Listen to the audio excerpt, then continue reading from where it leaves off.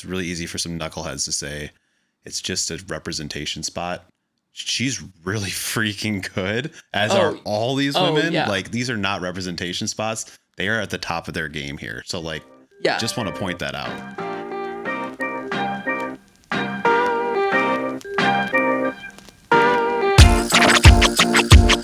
Hi, I'm Caitlin. Hi, I'm Alex. And you're listening to Raising the Game, a podcast covering the rise in opportunity, visibility, and accessibility of women's sports globally.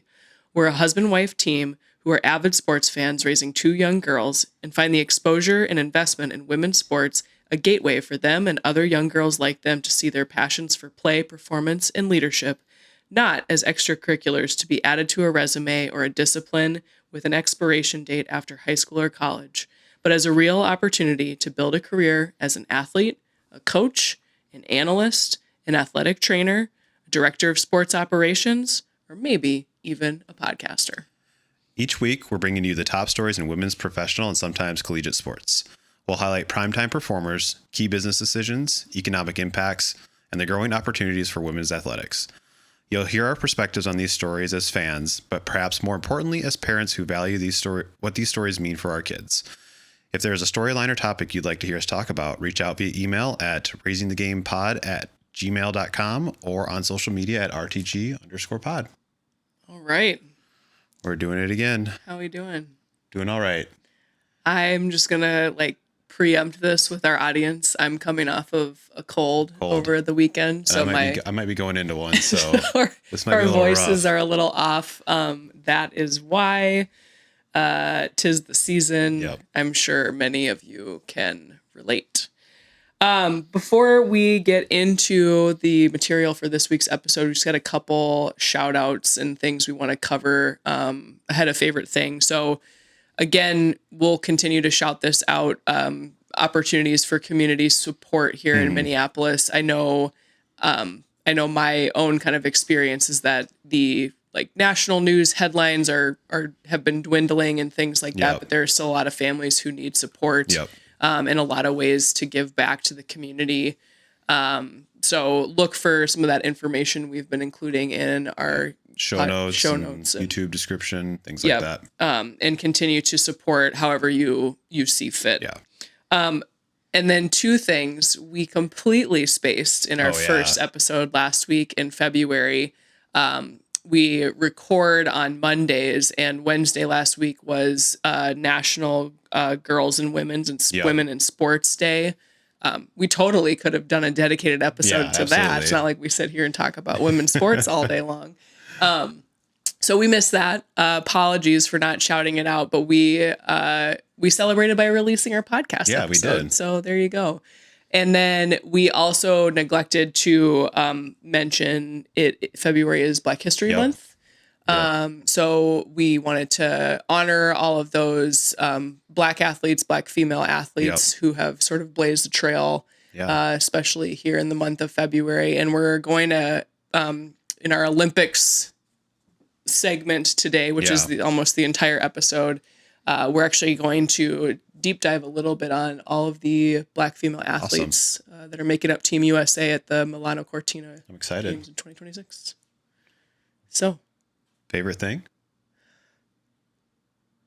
If you're ready, you go first. I gotta think. Okay. Oh wait, I think I have a lot actually. I mean, I think I'll take the easy way out here. I mean, not the easy way out. It was my favorite thing. I was really enjoying the mixed doubles curling that we were watching on Saturday or Sunday. They were getting into some trouble kind of early on in that game against the UK, Great Britain there. Ended up, I think, losing that one, but then came back against, was that Sweden they came back against? They had a pretty tight game there, but a good victory. I think it was Italy, because then they had to play Italy again today in the semis. Oh, okay. And they won. And I jumped up off the couch when they won. Was working, obviously. I was reading Alex like a tweet or a thread or whatever the things are these days of like how you turn on curling in the Olympics And for the first 30 seconds, you're like, this is boring. And then like 10 minutes in, you're like making calls. And then 30 minutes in, you're like, why didn't you hit that shot? Yeah, exactly. And then by the end, you're just like, you know, totally in it with the team. It's one of those sports that they do a great job. The announcers do of informing, but also like commentating at a level that like an expert kind of would. So you kind of know as you're watching, like, oh, this is good or this is bad. Yeah. It also sometimes kind of feels like they kind of do like the Tony Romo a little bit, or like the Tom Brady, like I would do this right here. This is how I would set this up, and you hit this. And it's like okay, cool. You kind of understand what the strategy is here. Yeah. So as Alex was starting to share that, I was like, well, duh, the Olympics officially started. Yeah. So like, that's my favorite thing. Our whole episode today is primarily focused on the Olympics. We're going to be talking about all kinds of different storylines coming out of the first full weekend of the 2026 Winter Games. I think for me, just watching these performances, we've gotten to see Team USA play a few hockey games so far. There's some incredible, one of the things I love about the Olympics is the storylines. Like Alex was listening to me gush over the weekend about how inspiring these stories are. They do such a great job. NBC does such a great job of like capturing these like, you know, behind the scenes moments for these athletes and like really making it personal. And then like, there's this sense of pride that like you can't explain. You become one with the team, and it's really the only sporting event where I think there's an ad for something that they're running right now. It might be for the Olympics, quite frankly. Yeah. Where they're showing like a bunch of rivalry fans, like a Boston Red Sox fan gets on the subway with the Yankees fan and the Celtics Everyone's and the Lakers. Kind of looking at you like glaring at each other. Yeah, and then like you turn on the Olympics and it's like we're all fans we're all of the team. So for sure. I think that's really, really fun. So with that, going to the headlines. Should we pivot into headlines? Let's do it. All right. New LPGA Commissioner Craig Kessler apologizes for how the Hilton Grand Vacation Tournament of Champions ended. We talked about this last week. Ended because of cold weather in Florida in January. Yeah. So it was 30 degrees, which is that's pretty cold for Florida. And what I read was there were concerns about the ground being frozen, right? And then that affects the players' shots. It affects how the ball is going to run on the green and things like that. But there were a number of players. So you had Annika Sorenstam, who's like an LPGA greatest of all time, probably one of the greatest of all time in women's golf, in all golf. And she was playing in the celebrity tournament side, and she was like, it was totally playable. Yeah. And just if you're not from Minnesota, it takes a lot longer than a couple of hours at 30 degrees to freeze the ground. And so, bring in someone who knows a little bit more than you and make decisions based off information. Well, and the other crazy thing I read was that Kessler wasn't even on site. He was at home in Texas. So he was having to make these calls based off of like information packets and reports from people on the ground.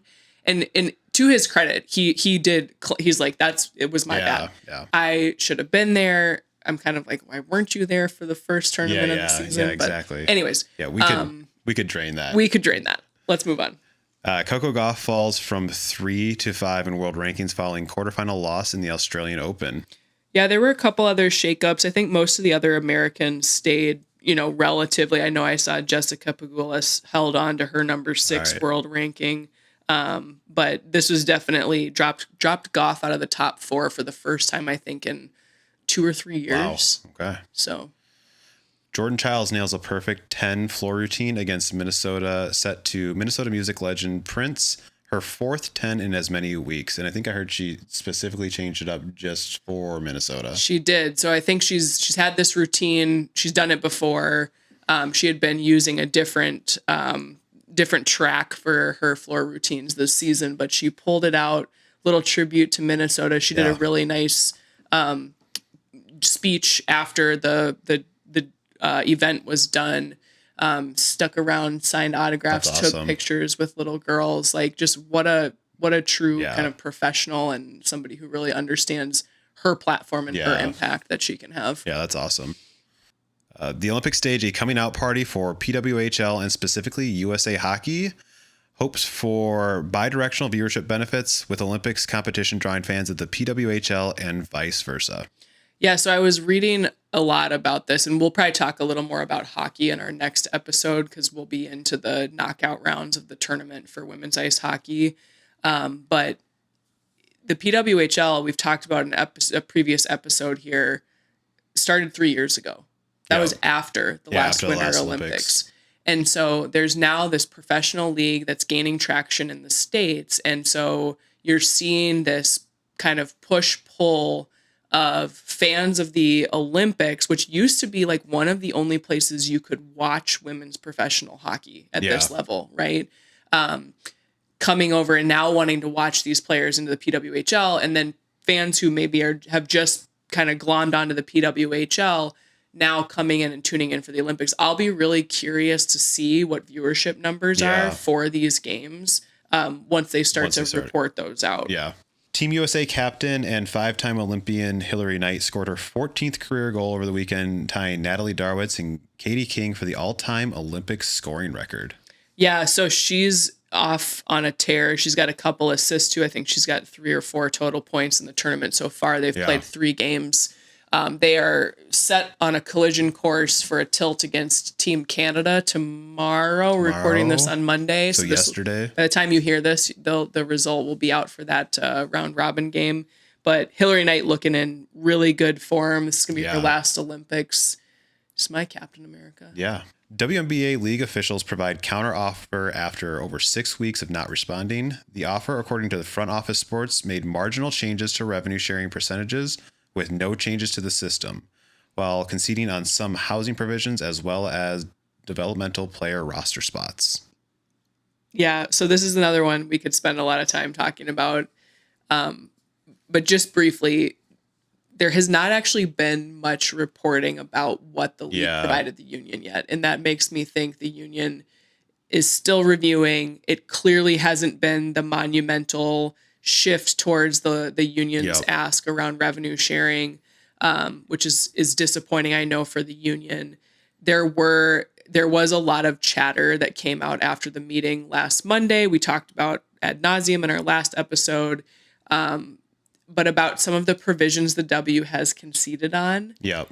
And the general public reaction was they're not already getting these benefits. Yeah. And so it continues to kind of go back and forth. Now there are some players involved in the negotiations who are optimistic that there is going to be a deal done in time for the season. So that's a little change in tune. I think prior to the meeting last Monday, there was a lot of frustration and maybe not that sense. And but we'll continue to see. Yeah, and I think I heard one of the players say that it's just going to be the revenue sharing portion, and then everything else they think will fall in place really quickly. Yeah, President Agumake definitely said that. Yeah. All right, Unrivaled 1v1 tournament brackets released to take place starting on Wednesday of this week. And I think we have some more information on the what to watch segment. So yeah, so excited to watch that. That's going to be fun. Yeah, it's going to be really fun. UConn women's basketball team wins 20th game by 25 points or more, extend unbeaten streak to 41, 25-0 so far this season, and heavy favorite to win the title. Yeah, I was looking up their record, and it's absurd. They're averaging something like high 80s for scoring per game, which is a lot. Yeah. They're, just regularly beating. I mean, this is the what is 20th over 25 points. They have games where they're winning by like 40, 50 points, and not against bad teams. Yeah. So I don't see a chink in the armor. Yeah, and I think one of the stories we talked about last week was like they won by 21 or 24, and Gino was like, it wasn't our best game. It's like yeah. Well, and they had one over the weekend against Butler where Sarah Strong, their like all-star sophomore forward, was out, and they still won by like 36 or something. Yeah. So good luck. All right. UCLA women's basketball team extends win streak to 17 games, barely beating conference foe Michigan 69-66. I think this was one of the games we called out for what to watch last week. Yes, it was. And I think this could be the team that could contend. They've got senior Lauren Betts and Kiki Rice out there for UCLA. They featured in last year's NCAA tournament. Are they in the number 2 spot still? I believe, yeah, they're Okay. still in the number 2 spot. They're pretty firmly in place, in first place in the Big Ten as well. So we'll see. We'll be tuning into that a lot more as we get closer. Yeah, we're here getting to really March. close here. WNBA Chicago Sky minority owner files lawsuit alleging majority owner Michael Alter breached his fiduciary duty to minority investors by devaluing the team. This news coming at a time where team owners probably don't need to be making these kinds of headlines. Yeah.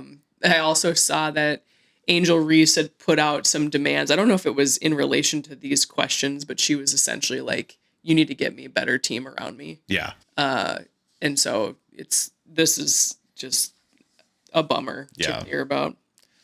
Denver Summit sells 40,000 plus tickets to inaugural home opener, set to break NWSL attendance record. Insane. Wild. They went on sale and they had sold 40,000 within like a couple days. Like it wasn't. Wow. It was. People want to watch football. They playing at Mile High for that first. They have to because their like temp stadium is like 12,000 or something. Okay. So they've got to be doing Mile High or opening up some other venue for them. All right. Alexi Putellas. Double L right there. Okay. 2-time Ballon d'Or feminine best FIFA women's player. Did I say it wrong? No, you're good. You're good. I'm laughing because I feel like I set you up for failure on this one. Yeah, I mean, there's a lot going on There's here. a lot going on for words here, and I'm not the best word sayer. So, best FIFA women's player and UEFA Women's Player of the Year winner, Spanish national team all-time leading scorer, and Barcelona team captain, debuts first signature Nike boot. Okay. And then there's like commas and spaces, and like, am I reading this at the right cadence? So originally, all it said was Alexia Putellas debuts first Nike boot. And then I was like, we have to talk about how amazing she is. Yes. And so I added all of her accolades and made Alex read it without prepping. Oh, amazing.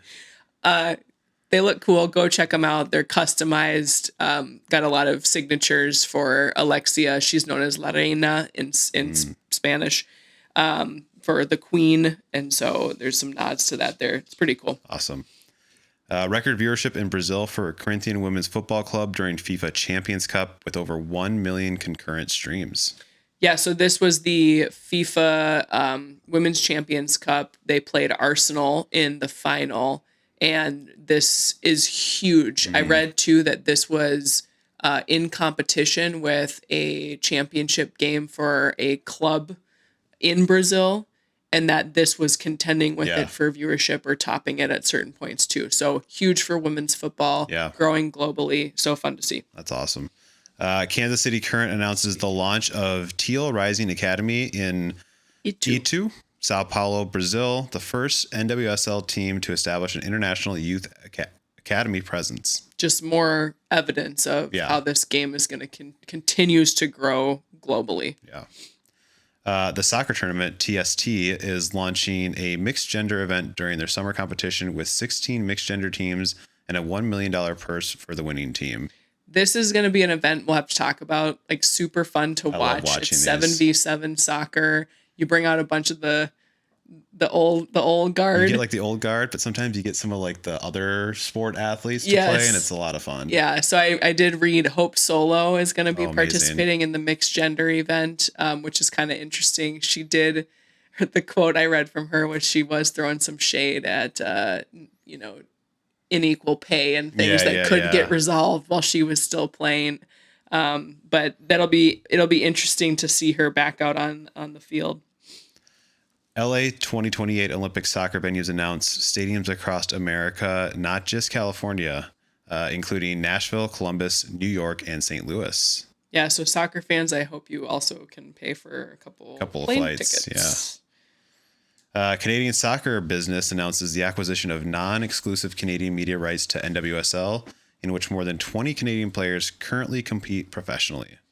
Yeah, so that's amazing. Like they're looking to do full broadcast in Canada. We talked when we did our hockey segment a couple episodes ago about how they are really supportive and do full broadcast for the hockey teams two up there. So that's love right. to see these broadcast networks getting behind these leagues. Yeah, that's awesome. All right, let's move over to our Olympics segment here today. All right. Okay.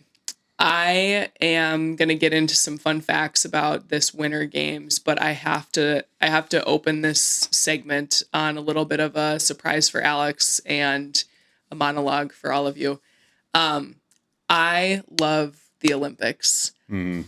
I was trying to think about like why. And I think there's a couple reasons that I've identified, but these events, these 2-week tournaments essentially that happen every 2 years, right? With winter and summer games. There's something about it that is so unique and powerful to me that, like I said, when we were talking about favorite thing, I don't really get from any other sport season. Yeah.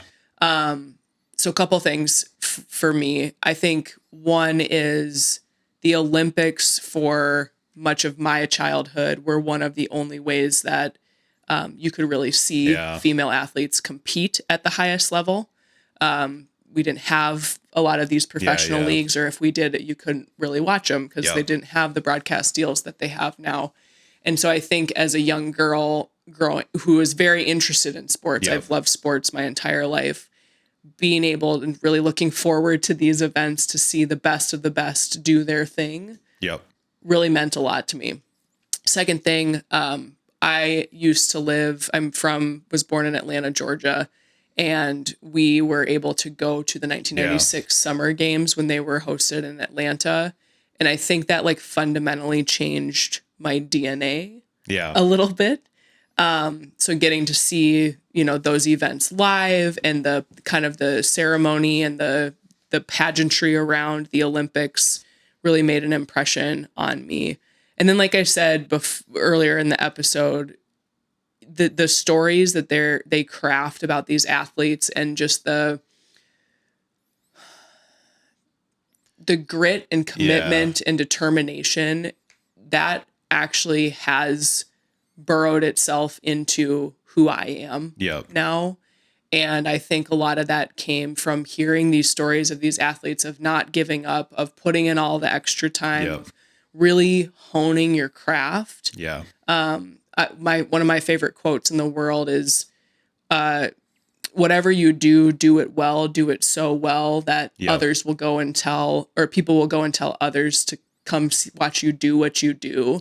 And to me, that like just so embodies an Olympian. And you want to watch them. Right. So I had to get that out of the way because you're going to hear a lot of passion. I think there's a lot to be said about the IOC and the governing bodies and the need for continued improvements and inclusion and things like that.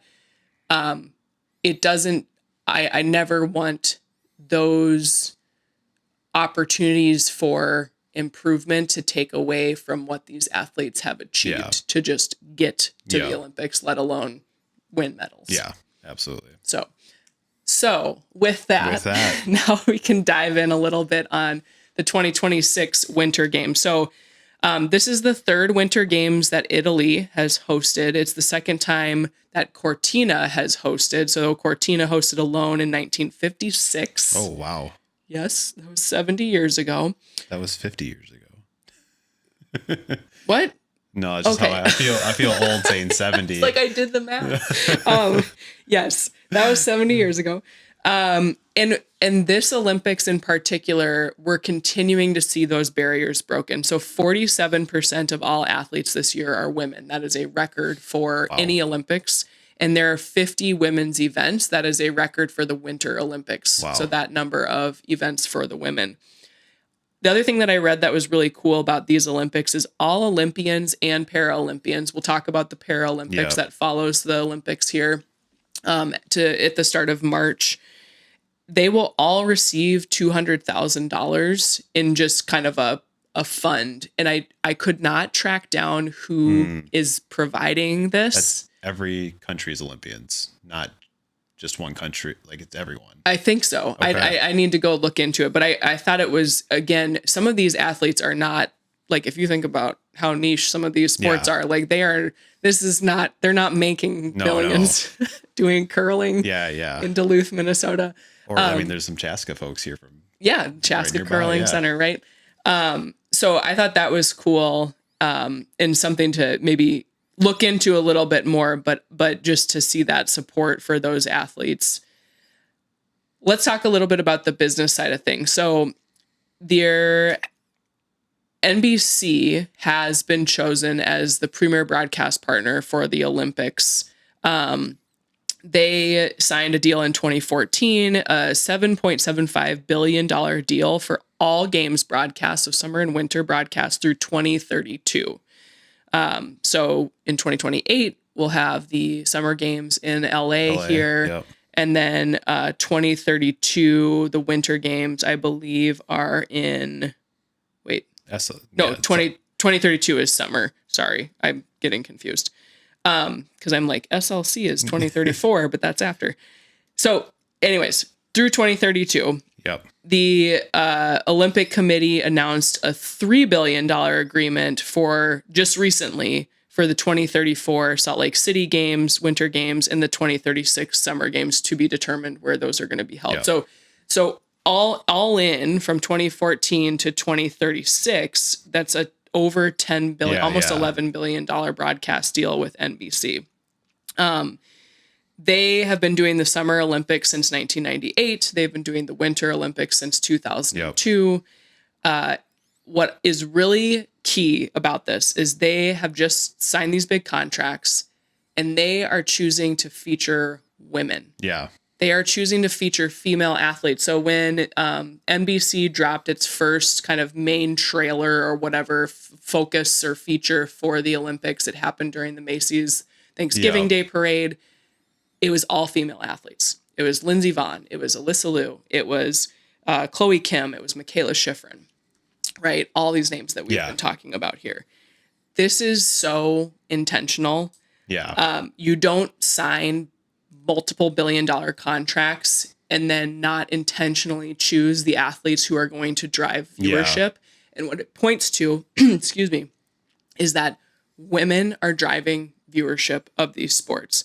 So if we take the last two summer games, so Tokyo in 2020 and Paris in 2024, we saw 56 to 60% of primetime coverage geared towards female athletes. So over half of the primetime coverage, when a lot of these are in the various time zones, and so they get clipped down to go into primetime, they are choosing to put the female athletes front and center. Yeah, and so I feel like a lot of times what people will say is like the demand for it isn't there. And I almost kind of think of the opposite, is that the supply hadn't been there for so long of women's athletics in these games, and they've been trending that way. And so as the supply has increased, it's also the consumption has increased. And I think it's been really interesting to see that they're kind of starting to lead the way in the viewership. Mm-hmm. Yeah. And I want to say, I think supply hasn't necessarily been there because it hasn't always been allowed. Yes. Yeah, right? Exactly. So there's always been female athletes doing these things at a really high level. But like we just mentioned, they are adding events for women. They are adding opportunities for them to compete at these tournaments that were originally only for men. Yeah, supply from broadcast and supply from actual events.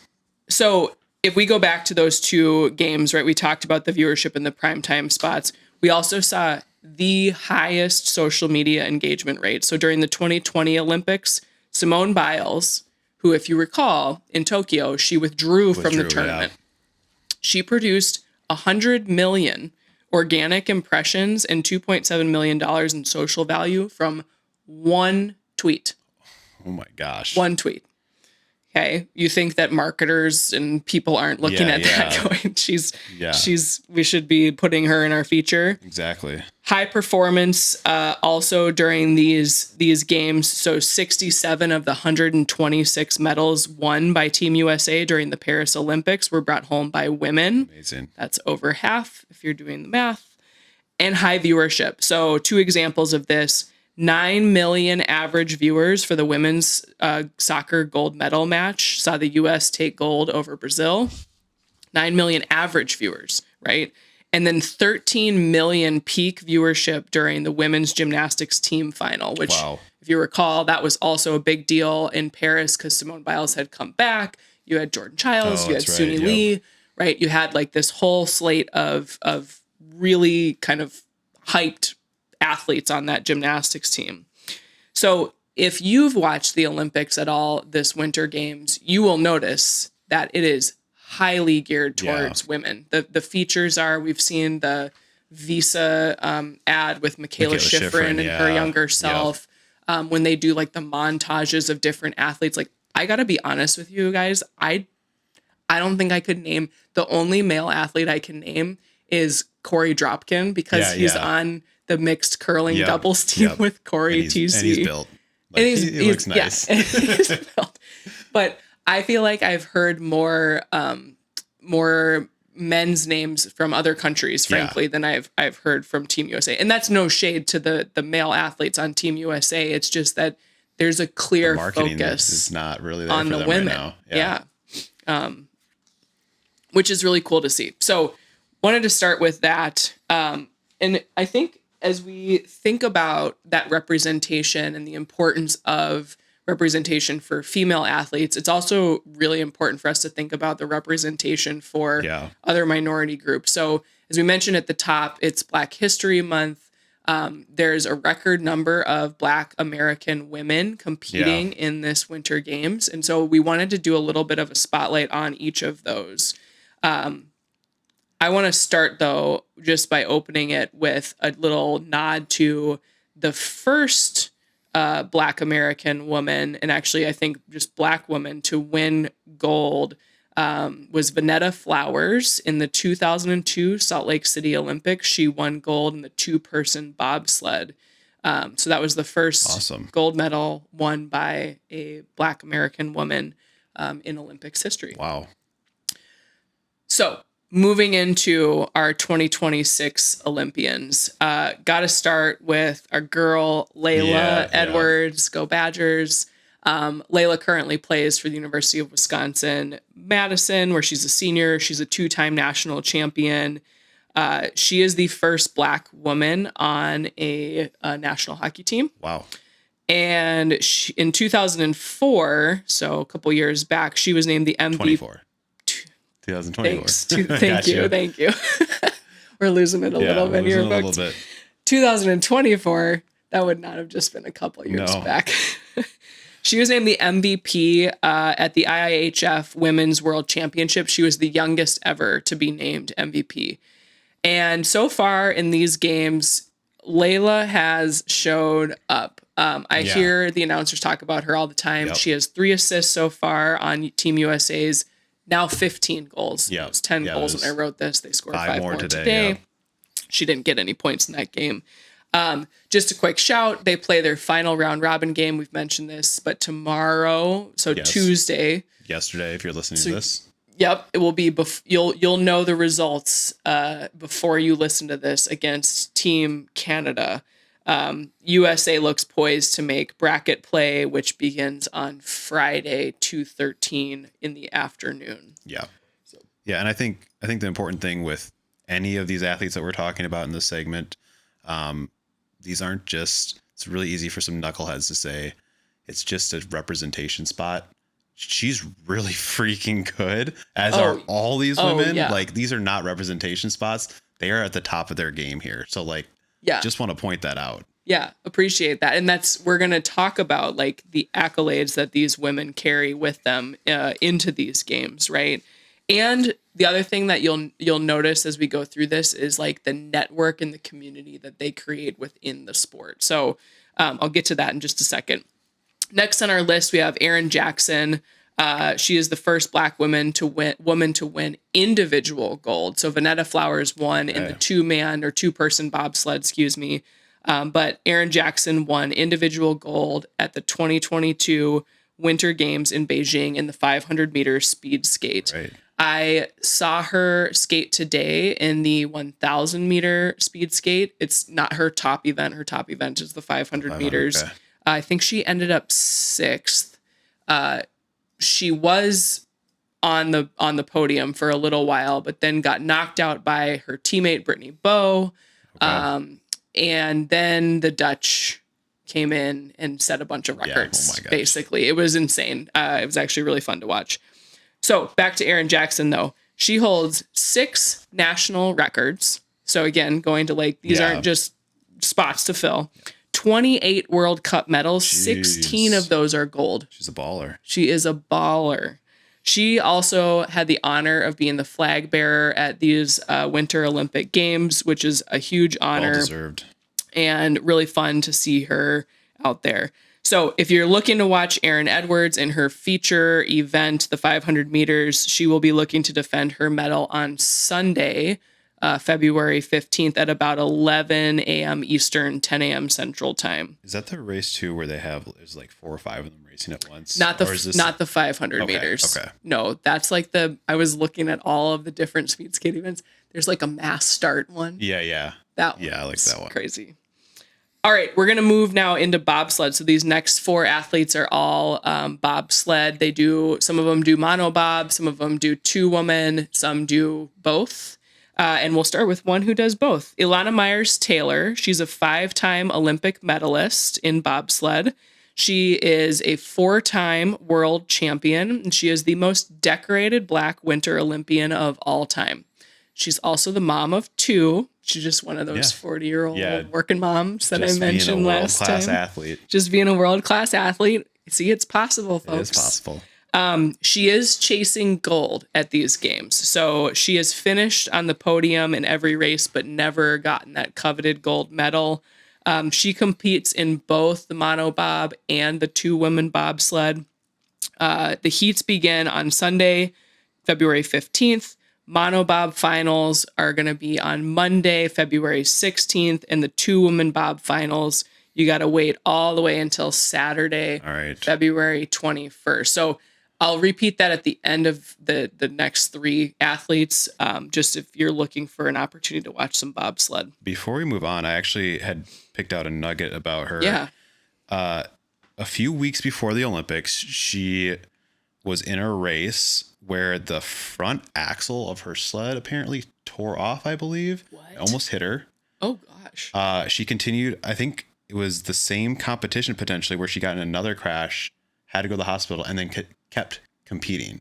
Oh, my goodness. It was like an insane weekend of just mishaps or something. But she's a tough cookie. Like, yeah, she just kept going. Well, that's like the level that these athletes are at, right? Like, there's very little that's going to really rattle them off their course, so to speak. And they're used to dealing with those kinds of setbacks, but they're all about getting back up and trying again, as we'll talk about in a couple segments. All right. Moving along in our bobsled spotlight, Kasia Love, she started doing bobsled, period, in 2020. So 6 years ago. Wow. Made her Olympic debut just 2 years later in Beijing. She just was like, I'm good at this. Casual, just do this. What I will point out is a lot of collegiate sprinters convert to bobsled. I was gonna say, isn't that kind of like the pipeline? That's you go the from pipeline. sprinter to bobsled. Yeah. So there's a little story in here that I'll get to in a second. So back to Kasia, she won the monobob world championships in 2025. She has 13 career podium finishes, 7 in monobob, 6 in the 2-woman event. And she, like Myers-Taylor, competes in both. So she'll be looking to start her Olympic run here on Sunday, the 15th. Perfect. Next up, we've got Azariah Hill. She is the daughter of 2 Olympians. I can't even imagine. Her mom was a track and field athlete, and her dad was an Olympic boxer. She is a Olympic debutante here in the 2026 games. She was recruited to bobsled by her college track and field teammate, Kasia Love. Kasia Love, right there. So pretty cool. I think obviously sprinting to get the sled started is a huge part of success in that sport. She was a 4th place finisher at the 2024 World Championships, and she competes in the 2-woman bob. Okay.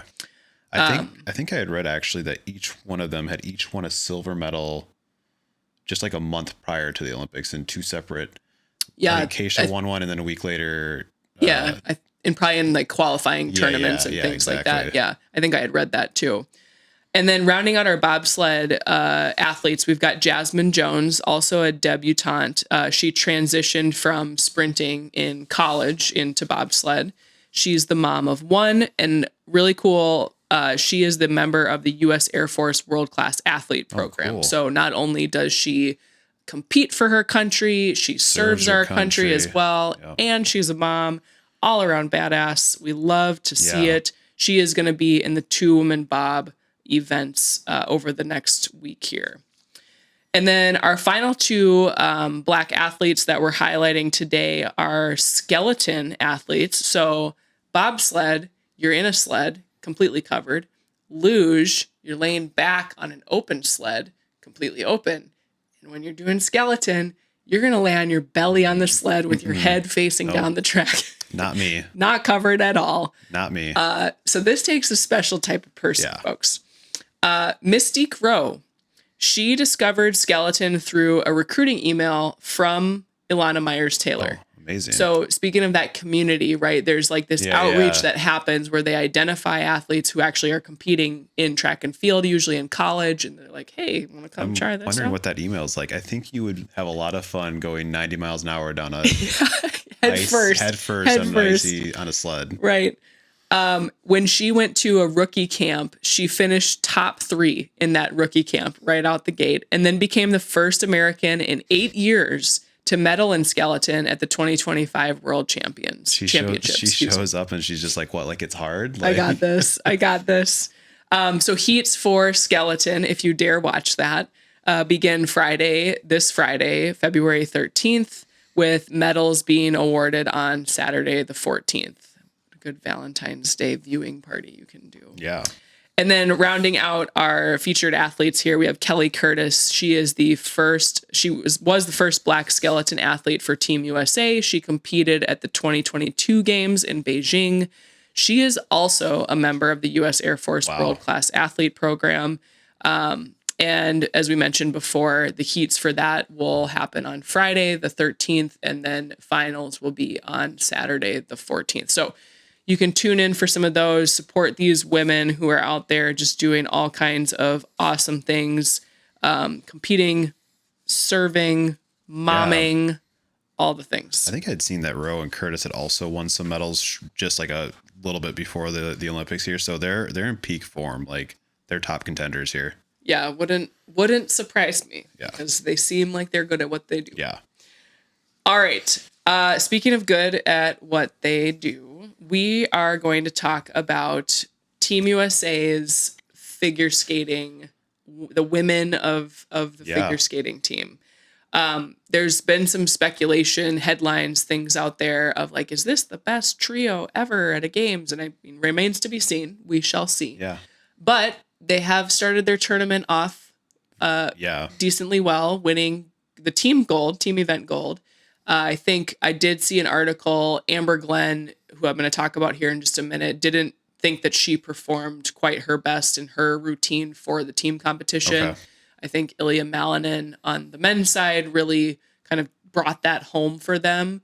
But everybody has to hit a certain level in order for that to happen. Yeah. So they open the 2026 Olympics with gold in the team event. The individual events will be coming up. We'll talk about when you can watch those in a little bit here. So let's start with Amber Glenn.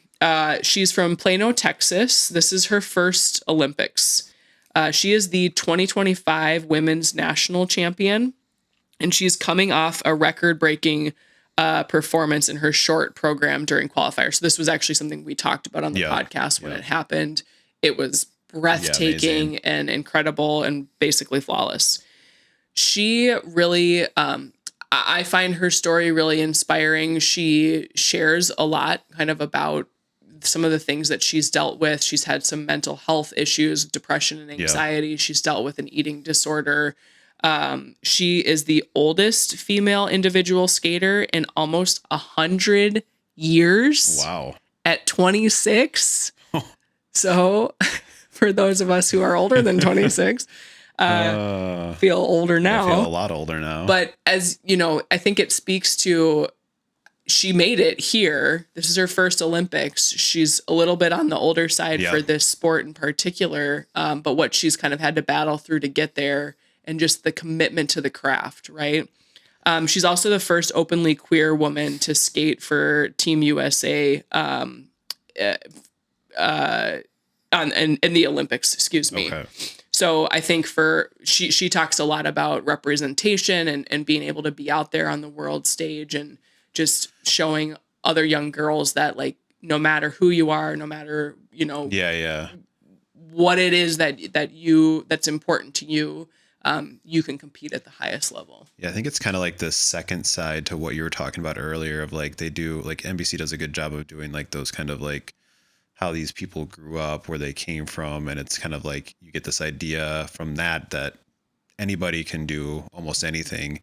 And then you have someone like Amber Glenn who comes out and talks about her battles with depression, eating disorders, and anxiety, things like that. And, like, it's like a kind of a second side to that. Like, not everyone who is here is right in the head or has everything figured out. Like, we deal with stuff too. And it's just really cool to, I think, to see that kind of stuff come out as well. Yeah. Humanizes them, right? Yeah, exactly. Like, they're dealing with some of the same stuff that we might deal with.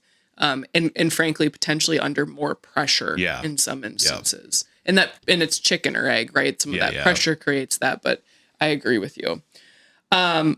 One of her teammates, Alyssa Liu, we've also talked about here on the pod. So she is from the Bay Area in California.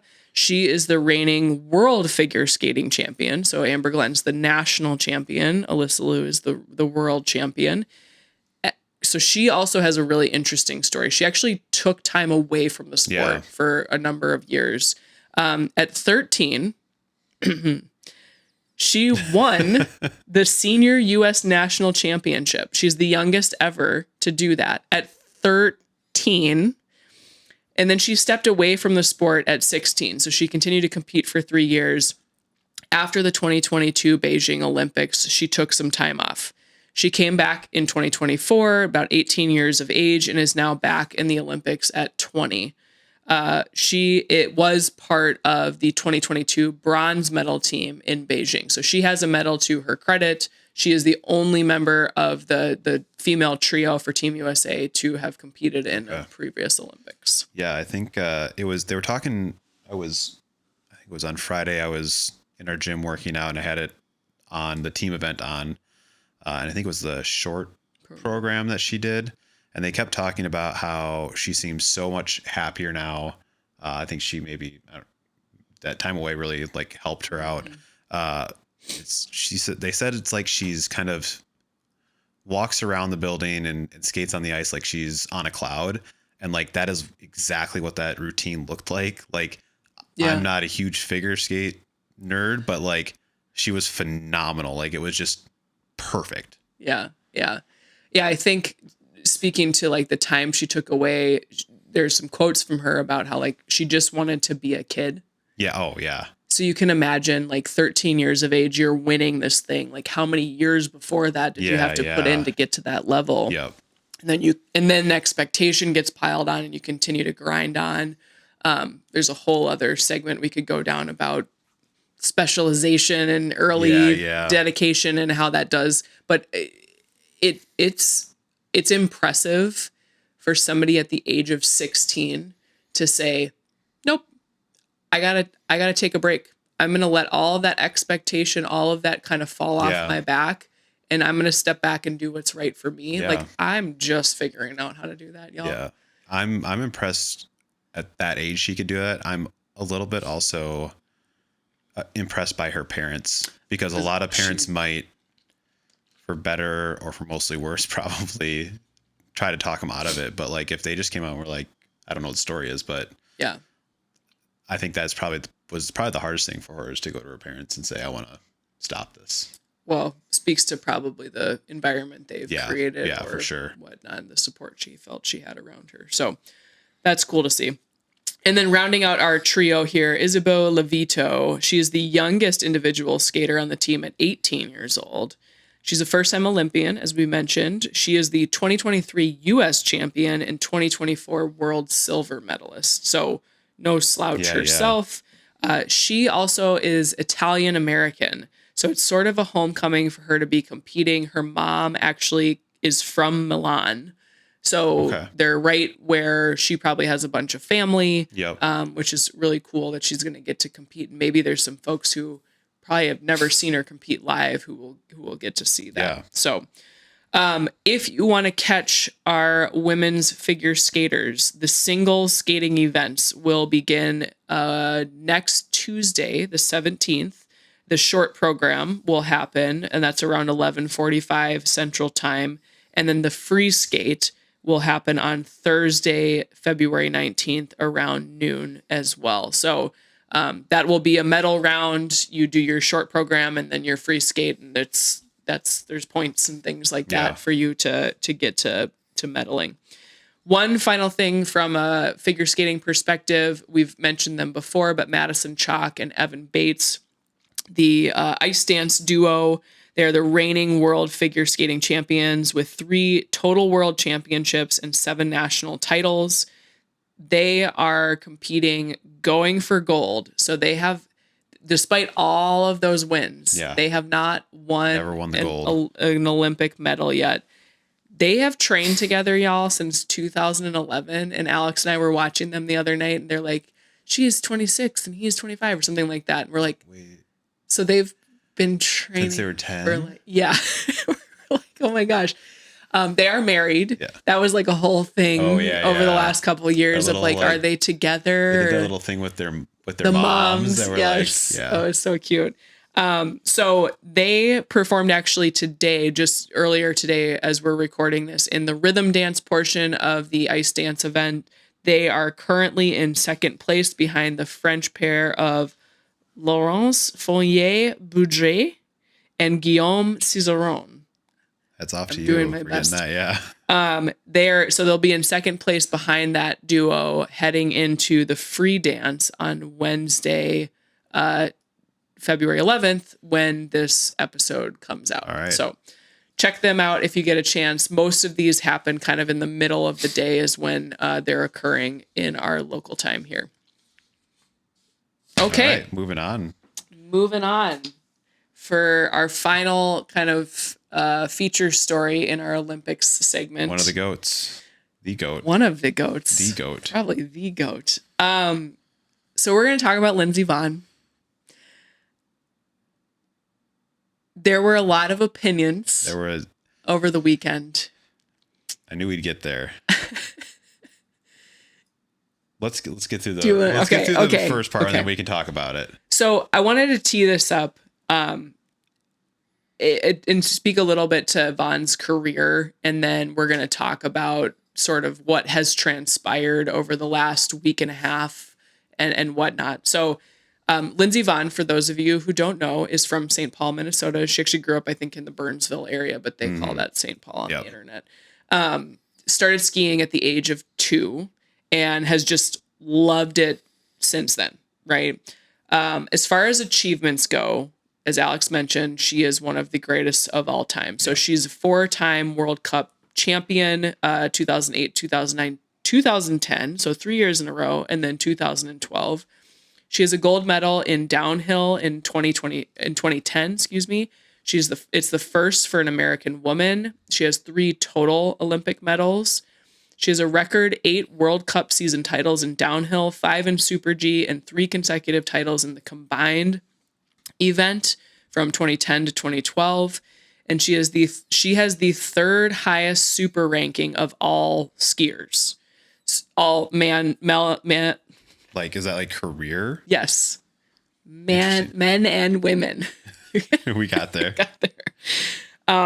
If you think through, or if you want to kind of have a refresh on her timeline, she retired in 2019 due to injuries, kind of nagging pain and things like that. She came out of retirement in 2024 following a successful knee replacement surgery to become the oldest downhill skiing World Cup champion ever at 41. So last year, the end of the year, she won the World Cup in St. Moritz at 41 years old. Wow. When she retired in 2019, only her teammate Michaela Schifrin and a 70s, 80s skiing star Ingmar Stenmark from Sweden have had more victories than Vonn in 2019 when she retired, right? She came back in 2024. So I wanted to tee that up because I really want to head into this with absolutely zero question that she is an elite athlete. Yeah.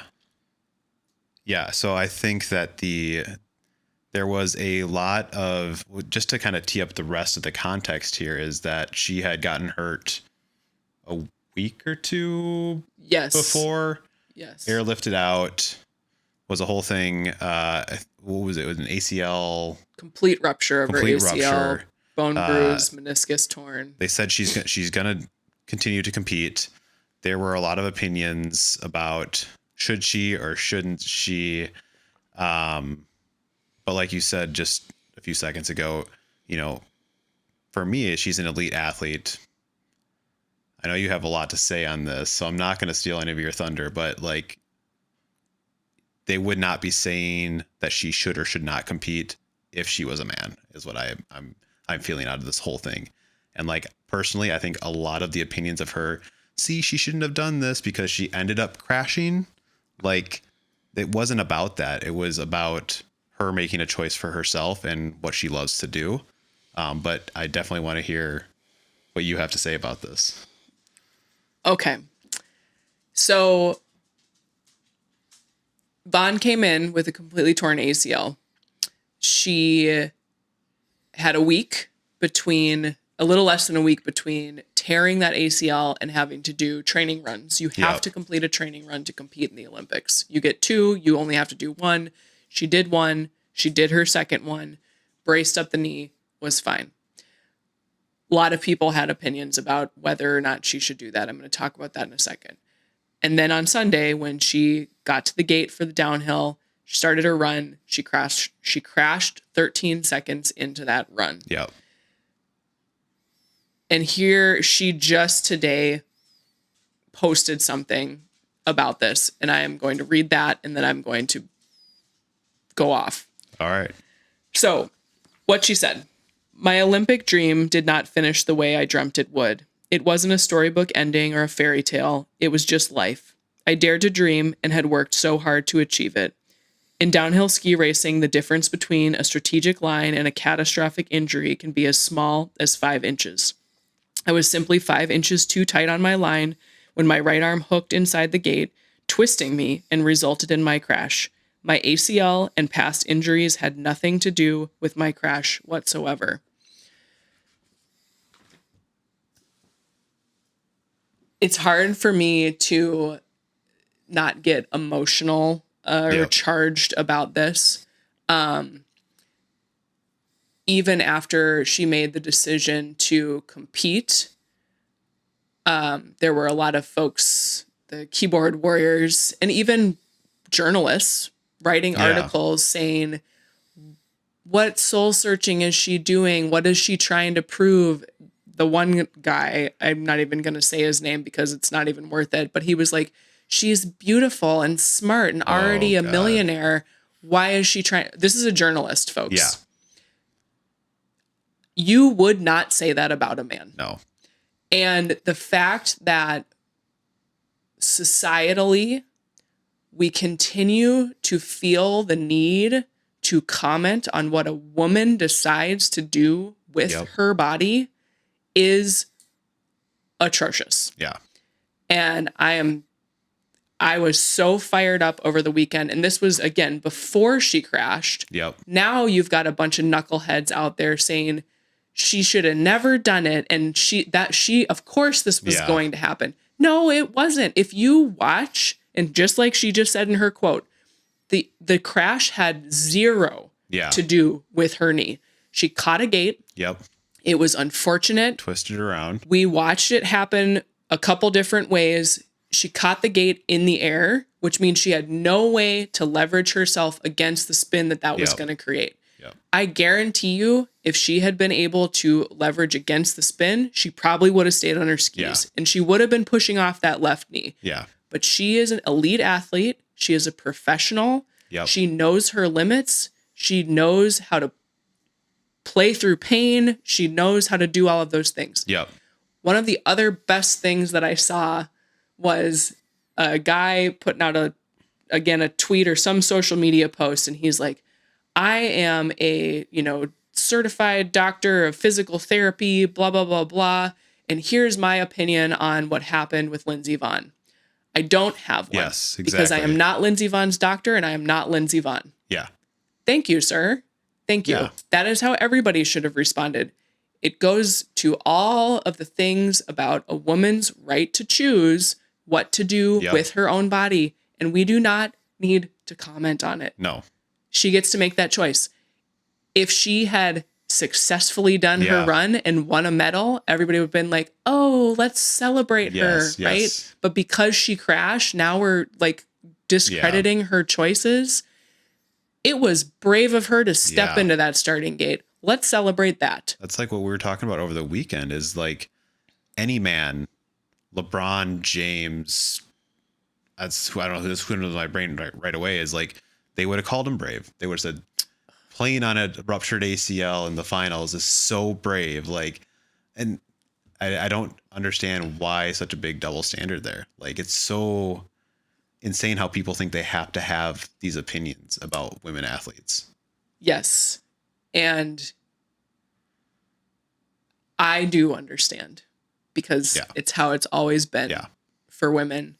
I wish Lindsey Vonn the best recovery. I know she has to have multiple surgeries. She has a complex tibial fracture, horrible injury, horribly painful. But she is truly an inspiration. She's an incredible human being, fantastic athlete. I wish her all the best. Yeah. So it's a bummer it had to end that way. Bummer it had to end that way, but honestly, she's left us with so many great things over the years that she didn't owe anyone anything. Yeah. So that's what we have to say about that. All right. Quick medal roundup. Even as of Monday evening, we're only at 2 medals for Team USA overall, not just women overall. The team figure skating, like we said, 1 gold. And then we had women's downhill. Lindsey Vonn's teammate Breezy Johnson. Yep, in that same race. Won that same one. It was fun to watch that with the girls and just marvel at the 70 miles an hour that they were going. We haven't even talked about the fact that these women are hurtling themselves down a hill at 80 miles an hour. And we're like, girls, that's how fast we go in our car on the highway. Like rarely. Yeah, exactly. All right. So we've got what's yet to come with the Olympics. Michaela Schifrin, skiing team combined competition would be, if you're listening to this on Wednesday, it was yesterday on Tuesday. We have women's Super G on Thursday, the 12th at 4:30. The giant slalom on Sunday, the 15th in the afternoon, and then the women's slalom Wednesday, the 18th in the afternoon. And we found out all the differences between the slalom, giant slalom, and Super G. I actually don't remember downhill. all of them. And downhill's the fastest because it's not the sharpest of turns. So that's just all about speed. It's more technical. Yes. The further you go. Yes. So that it just gets more technical, basically, the way you work your way down. All right. That list that you just read. Women's snowboard halfpipe, Chloe Kim qualifiers on Wednesday by the time this episode airs. And then the finals will be midday on Thursday, the 12th. Yeah, you want to go watch that. Yeah, for sure. She's going for a record 3 golds in a row. Kristen Santos Griswold, short track speed skating, 500 meters on Thursday. And I think it's actually the qualifications and the finals on the same day. Okay. So they do that early in the morning and then the afternoon is the finals. 3:30 a.m. Central for the qualifications, finals at 2:31 p.m. Central. All right, we got women's ice hockey, Canada versus Finland on Thursday, the 12th at 7:30 a.m. This is rescheduled. Yeah, rescheduled because Finland fell ill with the norovirus. So that couldn't put a team on the ice. Yeah. And then Friday at 9:40, we don't know the games yet, but it's the start of the playoffs for the women's hockey. Quarterfinals on Friday, semifinals by Monday. Yep. We talked about this a little bit earlier. Mixed doubles, curling final. It will have happened by the time you're listening to this. We're Team Corey and Corey. Corey Dropkin and Corey TC. TC is how it's pronounced. Are both competitors from our home state up in Duluth. Yeah. We have women's curling prelims on Thursday as well.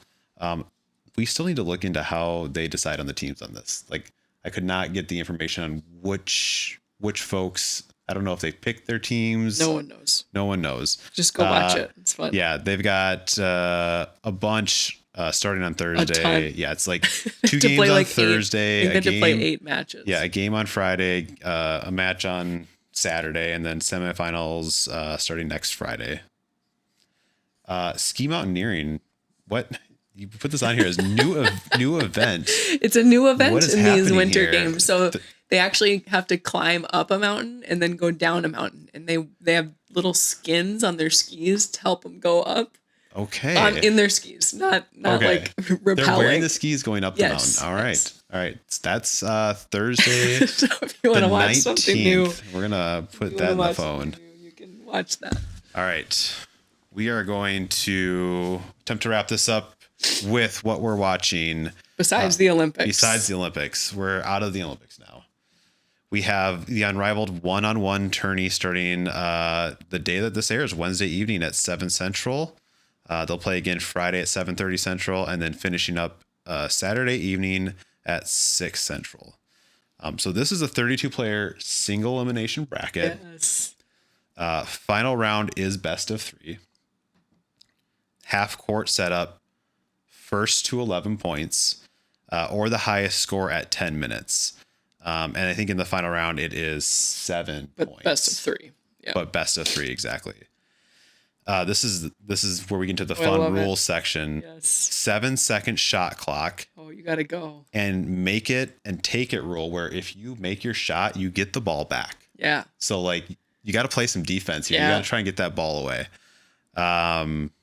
And we have the champion getting $200,000, the runner-up getting $50,000, and then $25,000 to each of the 2 semifinalists. And then don't forget that the teammates of the winner each get 10 grand. Oh, that's right. That's right. Yeah. Yep. Forgot about that. So that's super cool. I am so excited to watch. Yeah, that's going to be really fun. We won't get into it. They have like different pods set up for the different sides of the bracket. It's really interesting. Well, maybe we'll bring it into next week's episode. This might be the biggest game prior to the tournament for NCAA women's basketball. Yeah. Number 3 South Carolina at number 6 LSU this Saturday, the 14th at 7:30 p.m. Central on ABC. Yeah. Dawn Staley versus Kim Mulkey. Just a classic Saturday, matchup. did you say? I believe it's Saturday evening. All right, cool. We're locking in for that. Kim Mulkey. We also, the other storyline here is Malaysia Fuwili. Is that right? Fuwili, left South Carolina after 2 seasons and transferred to LSU last off season. She's second on the team with points with 13.4 points per game. So we have like a little bit of an interesting game going on here. I like that. All right, moving on to NCAA hockey. Number 2 Ohio State hosting number 3 Minnesota.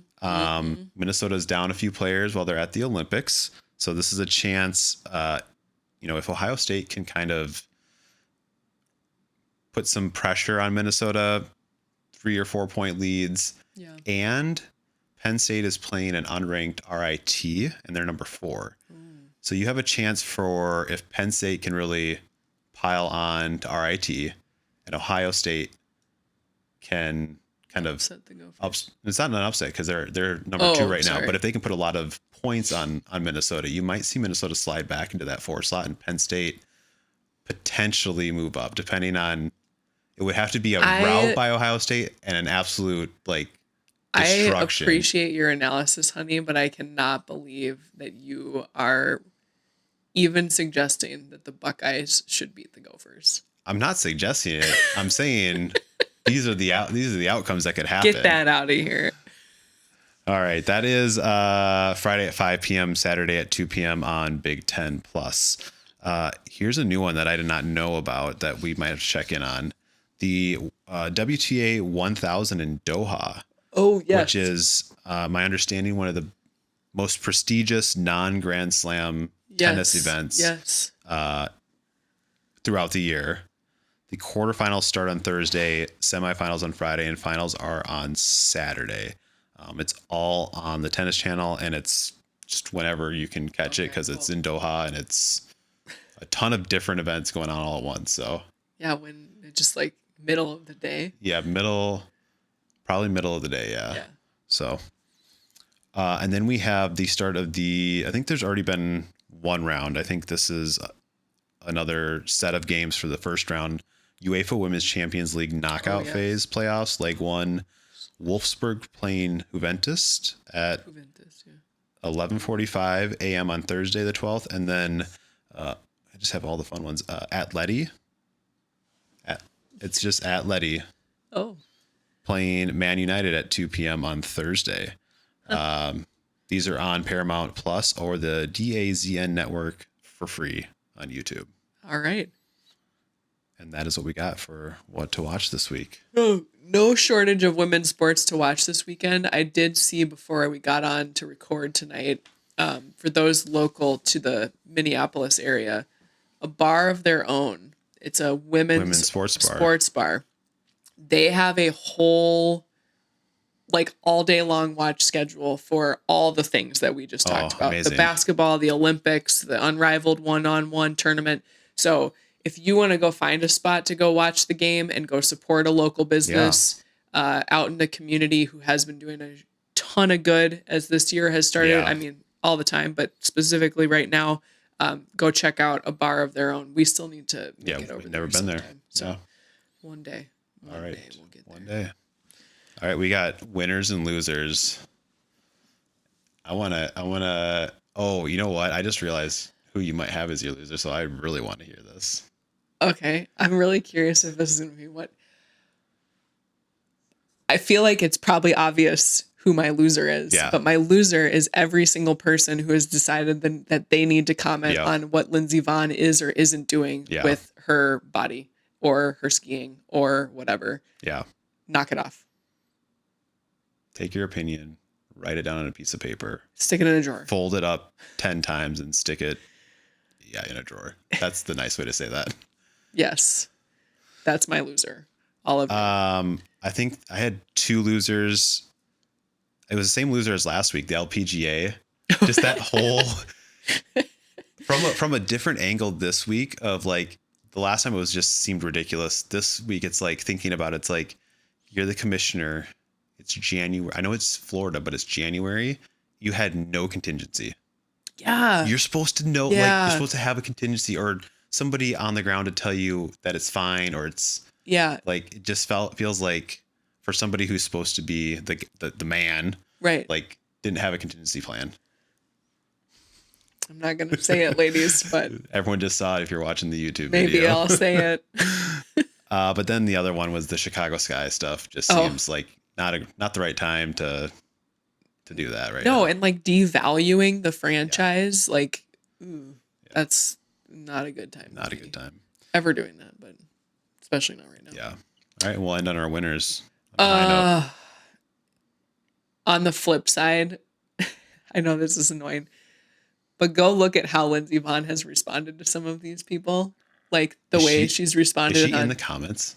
On comments or X or wherever people do things these days. But she's had a couple where she's like, you don't know me. Like, get out of my space. And she's done it with such like a more graceful than I have tonight on this episode, with just like grace and poise, but a little bit of bite, because these people deserve a little bit of bite. Back off. Yeah. And so winner for that and holding her ground, right? She does that. People are also going to scream like, oh, she's so mean. Yeah. Oh, yeah. Right. And it's like, no, she's just defending her position. She is making the right choice for her. But also, honestly, seeing her at that start gate on the torn ACL with the brace knee, about to go do the thing. Yep. At 41, all the things. despite having all the success Yeah. that she has had, because she loves to ski. Yeah. It almost brought me to tears. Yeah. So, Well, I almost actually, I remember when we watched that run, watching her start, and I was just like, this is a legend. I might cry that we're watching a legend do one of her last runs ever. Yeah. And then it just, the way that it ended, you're like, it just felt so, Sucked. yeah, like just so many emotions happening all at once there. Yeah. So, but yeah, she is a winner. She's handling it amazingly. She's the GOAT. I had the Denver Summit and their It's 40,000 a good one. ticket sales. That is phenomenal. Like that is just phenomenal. It is crazy to think that. I think if they brought any team anywhere to have 40,000 in your first game, game. Yeah. Like, ever. That's a game, folks. One game that they sold 40,000 tickets to. It's not like the season. I'm thinking even like to sell out a 20,000 person ice arena for a new hockey team would be insane. Yeah. Like or basketball. Professional basketball is about 20 to 24,000 capacity, usually 17 to 24. Yeah, they're my winners. Yeah, and we are going to try to get ourselves. We're going to try and get to one of those in Denver. Yeah. So excited. Yeah, that's a huge win. Love to see all the momentum. Love to see the commitment from these broadcast organizations, all kinds of things. So lots of good stuff this week. We will be back next week, probably with more Olympics. Yep, more Olympics. But we will do a little 1v1 Unrivaled, and we're getting close to March Madness. Yeah, so. yeah, it's gonna be crazy. I think we're gonna have probably 2 more weeks of Olympics actually, because we for sure will. Yeah, because it goes all the way through. We'll have to do a recap. We will. All right, 100%. All right, thanks for joining us this week. Appreciate you being here. Till next week. Yeah, check us out on socials: RTG_pod, Instagram, and Threads, and YouTube. If you want to check out the video version. Yeah, go watch us there. Yeah. Subscribe, like, comment. All those fun things. All right. Bye. Bye.